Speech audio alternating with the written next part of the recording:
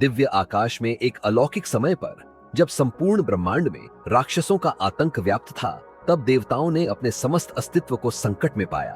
आकाश भी गहरी उदासी में डूबा था और पृथ्वी पर अंधकार ने अपना अधिकार जमा लिया था। ऐसी स्थिति में एक दिव्य शक्ति की आवश्यकता थी जो इस संसार की रक्षा कर सके। आखिरकार देवताओं ने मां दुर्गा के 9 रूपों में से एक रूप को आह्वान किया और वह रूप था चंद्रघंटा।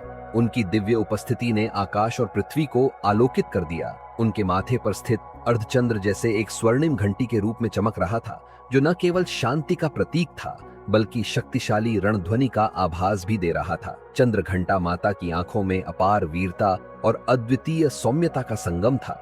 उनका रूप किसी महाकवि की कल्पना से भी अधिक अलंकारित था, जैसे काव्य की प्रत्येक पंक्ति में समाहित परम शक्ति और प्रेम का अद्भुत संगम हो। उनके चरणों में स्वर्ण की आभा बिखरी थी और उनका वाहन सिंह, जो अजेय था, देवताओं की आस्था का प्रतीक था।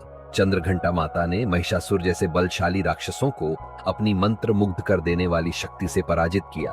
उनकी अर्धचंद्र के रूप में स्थित चांद की रोशनी ने राक्षसों के काले साम्राज्य को पलक भर में नष्ट कर दिया, जैसे प्रभात की पहली किरण रात के अंधकार को चीर देती है। चंद्रघंटा के स्वरूप में एक अद्भुत संयोजन था नितांत भव्यता और गहरी शक्ति का।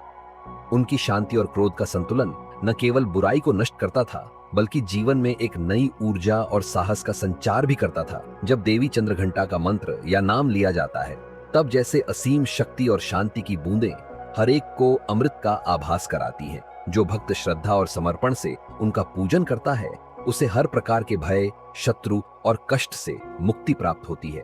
चंद्रघंटा माता का जयकारा करने वाला हर व्यक्ति संसार के समस्त दुखों से पार हो जाता है और उसे शांति तथा शक्ति की प्राप्ति होती है। यह कथा न केवल देवी चंद्रघंटा की भव्यता का वर्णन करती है बल्कि उनके अस्तित्व के उच्चतम उद्देश्य को भी स्पष्ट करती है, आध्यात्मिक विजय और शांति।